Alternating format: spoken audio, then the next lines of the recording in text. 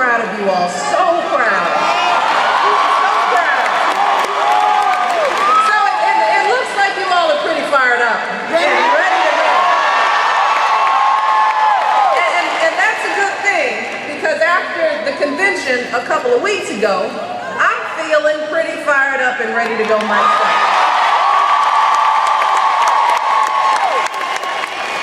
See, in Charlotte a few weeks ago, we heard from folks like President Clinton and Vice President Biden, and they reminded us how much we've accomplished together, how much is at stake, and why we need to re-elect my husband for 4 more years.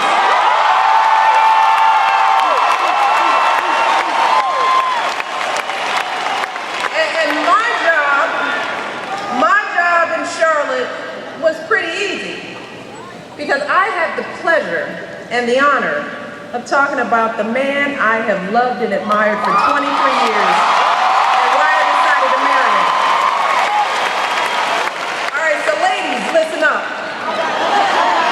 See, back when I first met Barack, he definitely had everything going for him. He was handsome, still is, I think.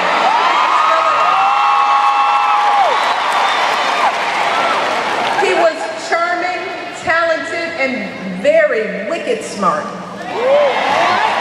But that is not why I married him. So fellas, I want you all to listen to this. What truly made me fall in love with Barack Obama was his character. Did you hear me? It was his character. Truly, it was his decency, his honesty, his compassion and conviction. Do you hear me, fellas? See, I love that Barack was so committed to serving others that he turned down high-paying jobs and instead started his career fighting to get folks back to work in struggling communities. I respected that. And I loved that Barack was so devoted to his family, especially the women in his life. See, I saw firsthand the respect he had for his mother. I saw how proud he was that she put herself through school while supporting him and his sister as a single mom. I saw the tenderness that he felt for his grandmother.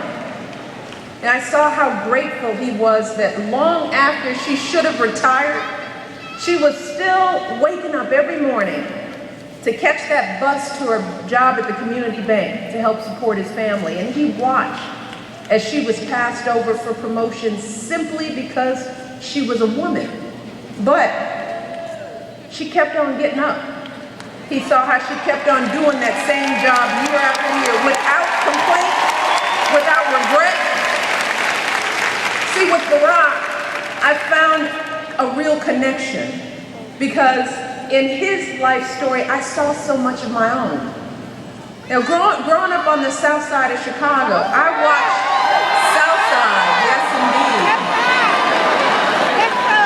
But I watched my father make that same uncomplaining journey every day to his job at the city water plant.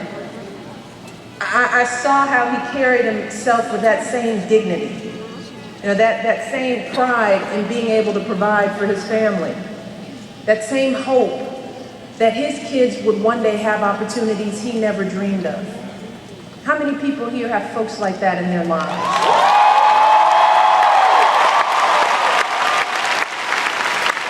See, like so many families in this country, our families weren't asking for much. You know, they didn't begrudge anyone else's success. They didn't mind if others had much more than they did. In fact, they admired it. They simply believed in that fundamental American promise that even if you don't start out with much, if you work hard and do what you're supposed to do, then you should be able to build a decent life for yourself and an even better life for your kids and grandkids.